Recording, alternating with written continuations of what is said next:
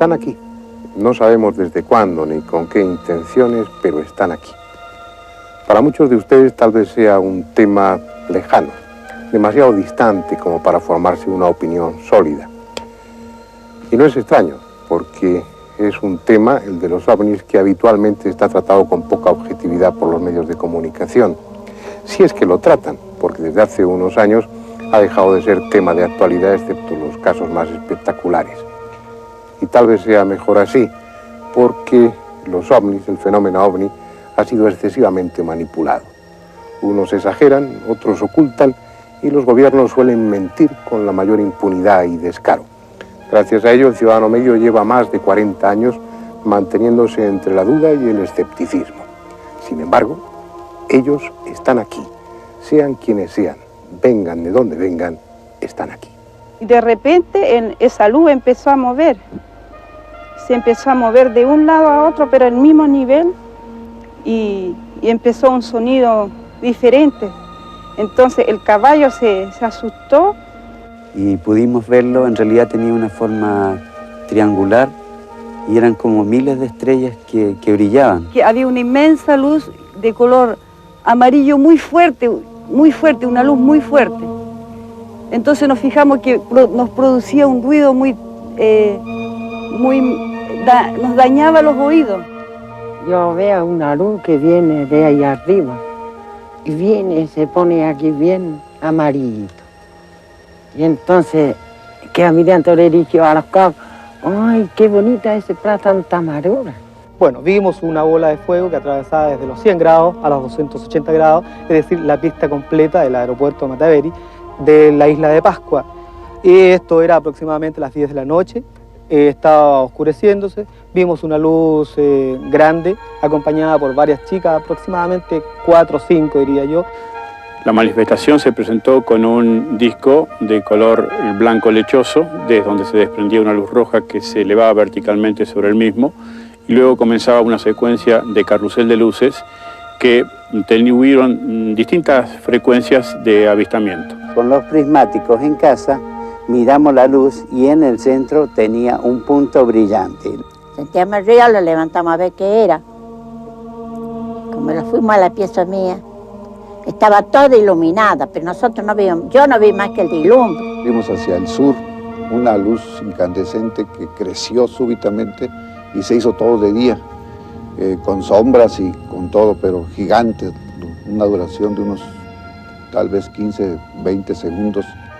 Era un disco voador metálico de uns 30 centímetros de largura aparente, não muito alto, que no movimento oscilatório. Quando nós vimos um OVNI circular, absolutamente redondo, metálico, de dia, 11 horas da manhã, e aquilo me impressionou para o resto da vida e passou muito baixo. Esta luz fue como si se acercara, se hizo más grande y se formó un color amarillento entre amarillo y rojo. Asomo la cabeza por la ventanilla y veo un objeto sobre mi cabeza de dimensiones bastante grandes. Salimos afuera porque ahí vimos un gran resplandor que era una nave de los extraterrestres que daba vuelta al patio.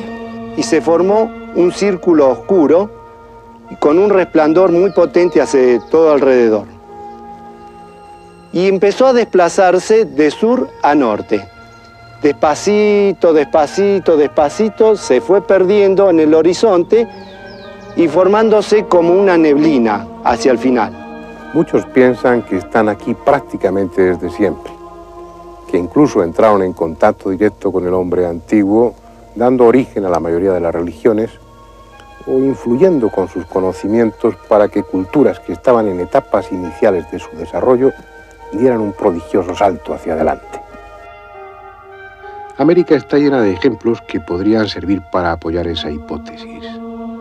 Pueblos que en la más absoluta carencia técnica, enfrentados a un medio hostil en plena edad de piedra, levantaron templos fastuosos, alinearon edificios inmensos según la posición de las estrellas o tallaron la piedra con un arte exquisito. Culturas surgidas bruscamente, que en el espacio de muy pocos siglos alcanzaron grandes conocimientos astronómicos, utilizaron las matemáticas o desarrollaron una escritura compleja. en tanto que el resto de los pueblos de su entorno vivían en la barbarie. Para otros es un fenómeno actual, cuya historia no va más atrás de 40 años, coincidiendo con el despertar de las expectativas espaciales para la humanidad. Eso ha servido para que algunos teóricos especulen con un presunto delirio colectivo o una deformación histérica de fenómenos astronómicos o atmosféricos totalmente naturales. Pero lo cierto es que aunque solo 1 de cada 1000 testigos relate públicamente su experiencia, el número de testimonios es ya abrumador. Y que aunque solo 1 de cada 100.000 tenga en ese momento una cámara fotográfica a mano, la cantidad de fotografías de ovnis es también enorme. Algunas son fraudulentas, otras se deben a fenómenos de refracción, pero la mayoría son auténticas.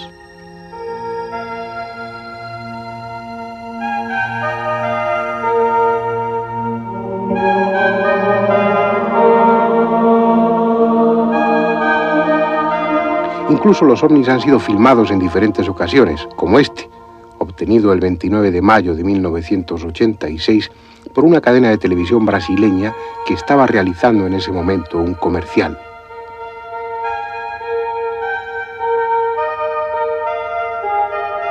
O estos otros, filmados en Tenerife durante 1989.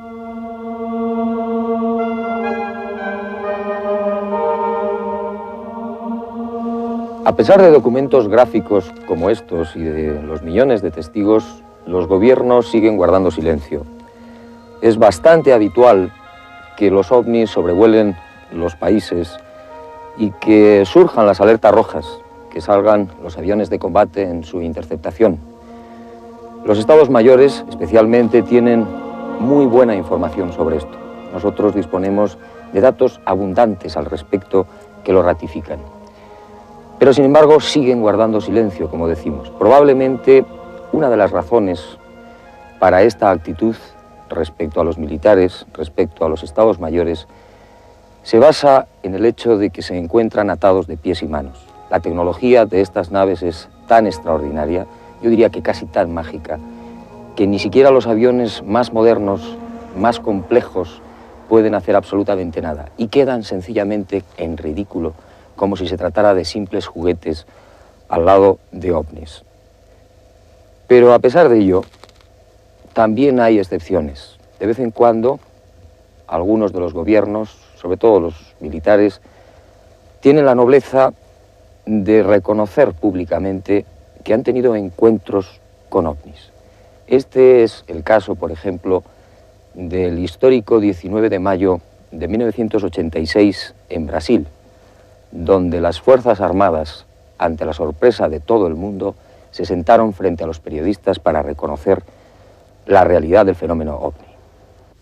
Durante vários minutos, as aeronaves nossas que decolaram foram acompanhadas por esses objetos. Uma aeronave foi acompanhada por cerca de 7 de um lado e 6 do outro. Agora, qual é a explicação? Não podemos dar ao senhor, porque nós não temos essa explicação. De todas formas, el tema ha alcanzado tal dimensión que preocuparse a estas alturas de lo que puedan pues es una tontería. Como lo es invertir tiempo y dinero para comprobar si una fotografía es auténtica o está trucada, o confeccionar larguísimas y complejas estadísticas en las que encajar según su nivel de credibilidad al testigo.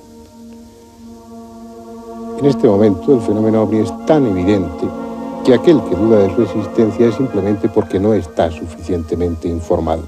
Lo paradójico es que mientras algunos investigadores invierten sus esfuerzos en convencerse a sí mismos y a los demás de que los ovnis existen, muchas personas, muchas más de las que pueda pensarse, están en contacto con los tripulantes de esos objetos volantes no identificados.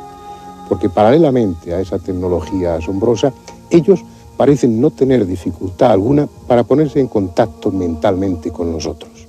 Que estava observando desde quando nós começamos a iniciar o contato com o radar, que a mesma coisa estamos observando. Este es el comandante Gerson Maciel de Brito, piloto de líneas aéreas brasileñas.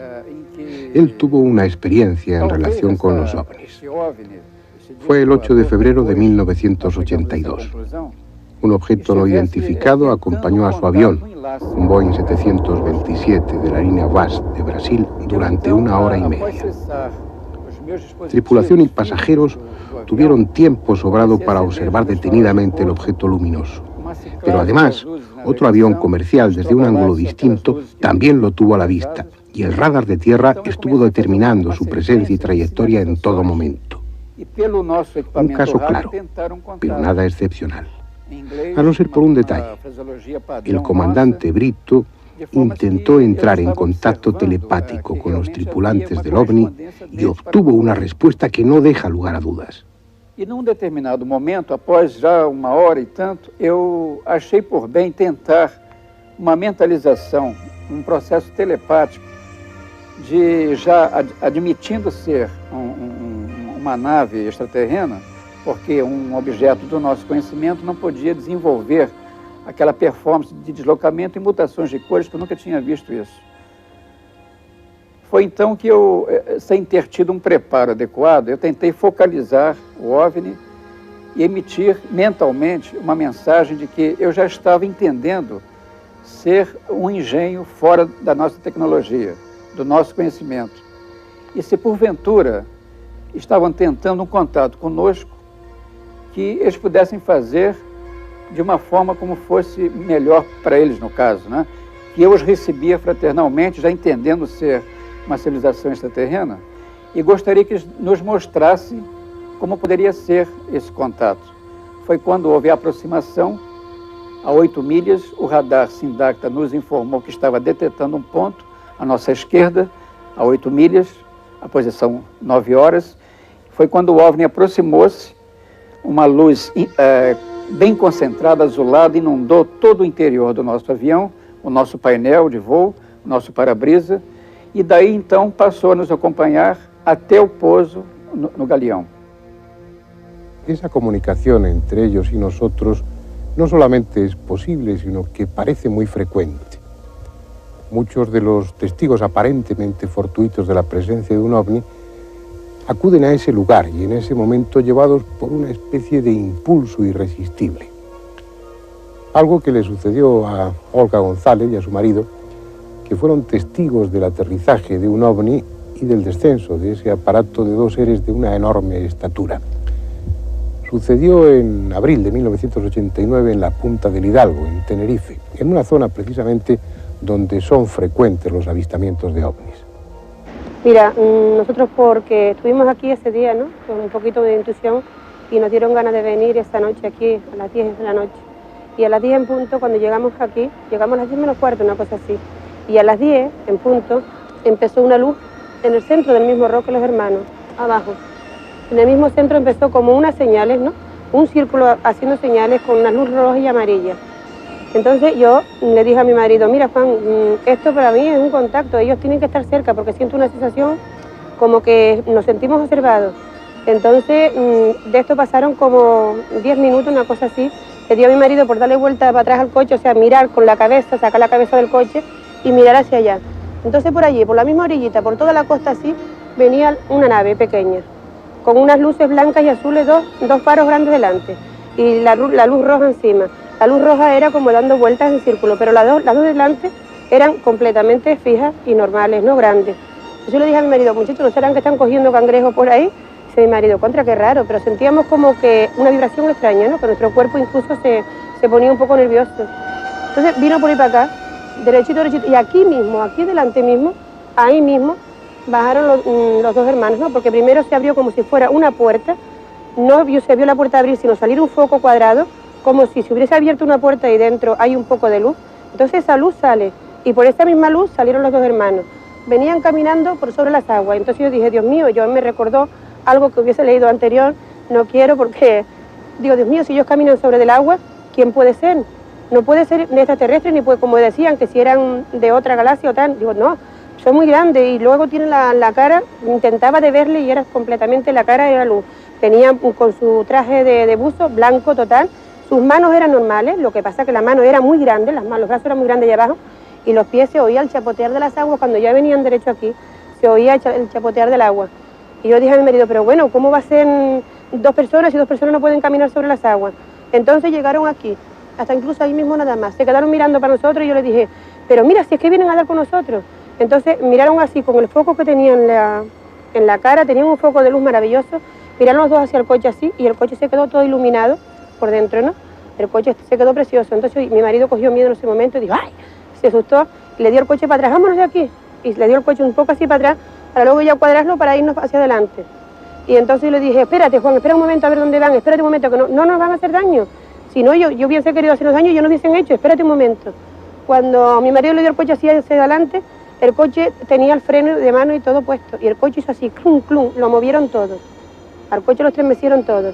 Después, el coche lo arrastraron más de 4 metros. De aquí a allá lo arrastraron el coche. Mi marido con el freno de mano puesto, y en la palanca también, o sea, y el pie también puesto. Arrastraron el coche más de 4 metros. Y yo dije, Jesús, qué cosa más rara. Digo, pero espérate, nosotros nos vamos a ver dónde van. Entonces sentimos como, no subimos más nada, sino que el coche, cuando miramos nos dimos cuenta, estaba el coche levantado detrás, más de 4 metros de alto, la parte de atrás del coche. Incluso yo me asusté y miré para atrás, digo, ostras, me asusté, ¿no? Una cosa normal, porque para mí este mundo es nuevo y yo, la verdad que es algo desconocido que uno no tenía. Hoy sí comprendo con la misión que vienen, hoy comprendo con lo que son, que no quieren hacernos daño, por Dios, ni mucho menos. Y entonces el coche estaba levantado. Entonces ya ellos cuando dejaron el coche en el suelo, que pusieron el coche bien en el suelo, entonces ellos cogieron por ir para allá, muy lentos, con aquel caminar tan pesado como si nuestro planeta le molestara el caminar. Cogieron entonces por ir para allá y se fueron derecho a aquel hueco de la montaña. Entonces ahí nos fuimos nosotros. Olga, ¿por qué razón vinieron aquí esa noche a Punta de Hidalgo? Bueno, no sé, fue una intuición y un desespero enorme de estar aquí, ¿entiendes? No lo sé, el motivo no te lo puedo explicar, Juan, porque fue un desespero enorme, fue una intuición que es un poquito intuitiva y tenía ganas de estar aquí esta noche, como la segunda vez que pasó.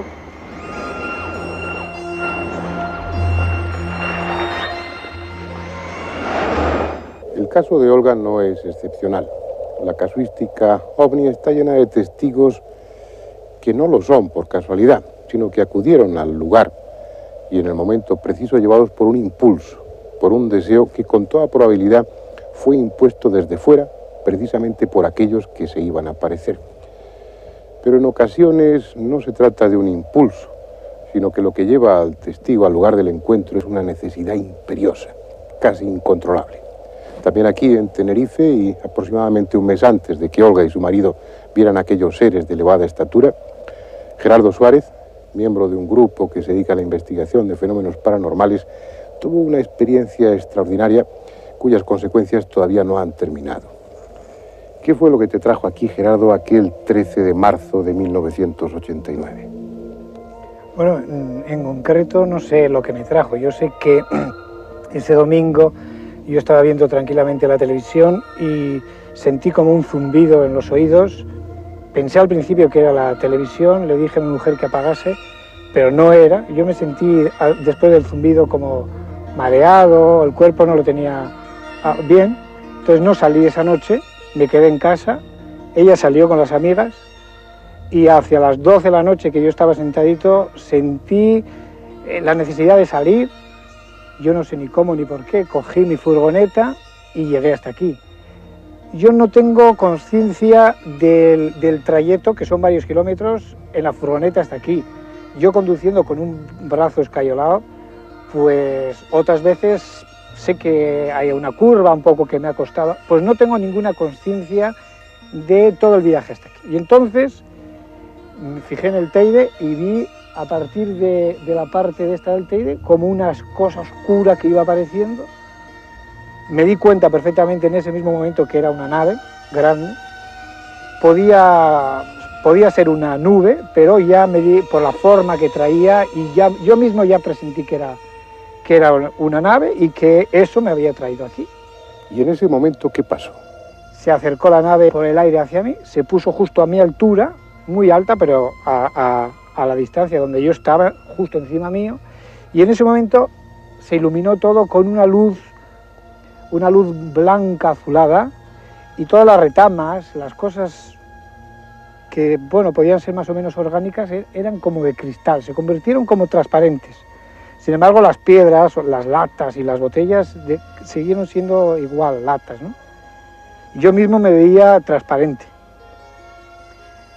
Así que yo no sé si yo subí, aquello bajó, nos encontramos a mitad del camino. Yo sé que al rato me sentí como absorbido y dentro de una cápsula transparente por todos los lados, menos por detrás mío. Aquello empezó a subir, a elevarse, y yo empecé a ver el Teide cada vez más bajo. La nave subió muy alto, yo vi las islas, todas las islas, vi hasta lo que podía ser el continente africano allí a lo lejos, y entonces ya me di cuenta que la nave giraba, cogía esta postura así, giraba así, y se dirigía hacia la isla de La Palma, y entre la isla de La Palma, la isla de Tenerife y La Gomera, se estacionó y empezó a bajar. En ese momento aparecieron como otras dos naves más pequeñas, todo esto ellas sin luces, yo sí tenía luz dentro del habitáculo donde estaba, y esto empezó a bajar, hasta que vi el mar, vi las dos naves, las dos bolas esas, meterse dentro del agua. Nosotros nos quedamos como a 5 metros del agua, parados, empezó a meterse muy lentamente dentro del agua, se apagó la luz que había, se puso todo oscuro. Yo sentí que nos estábamos metiendo dentro del mar, lo sentía porque notaba que el agua rozaba el aparato y todo era muy lento. Y yo pensé, esto parece que les cuesta, que es peligroso, que estamos metiendo en el mar, pero que la maniobra es peligrosa. Y entonces oí una voz dentro que me decía, sí, la maniobra es peligrosa, pero además debemos evitar no menear demasiado el agua. Al tiempo oí como dos clac, clac. Yo noté que sentí que se había acoplado la nave en algo y se hizo la luz otra vez.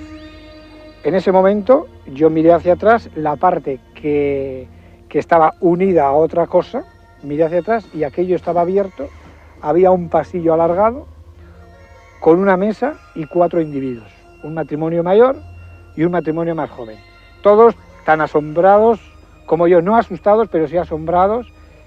Entonces casi nos presentamos, coño, ¿qué haces aquí? ¿Cómo estás aquí? Pues nada, yo estaba en la playa de Arafo y de repente me sentí aquí, ellos dos.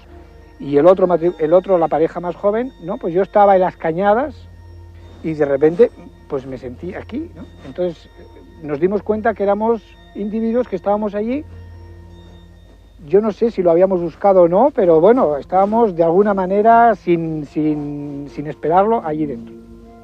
Estuvimos hablando un largo rato, hasta que apareció un individuo que yo había visto anteriormente como en sueños, que yo le llamaba el hombre de la boina roja. Entonces yo a este individuo que lo veía en sueños, mi mayor sorpresa fue un día cuando lo vi en persona paseando por el Puerto de la Cruz, debajo de mi balcón, mirando a mi balcón.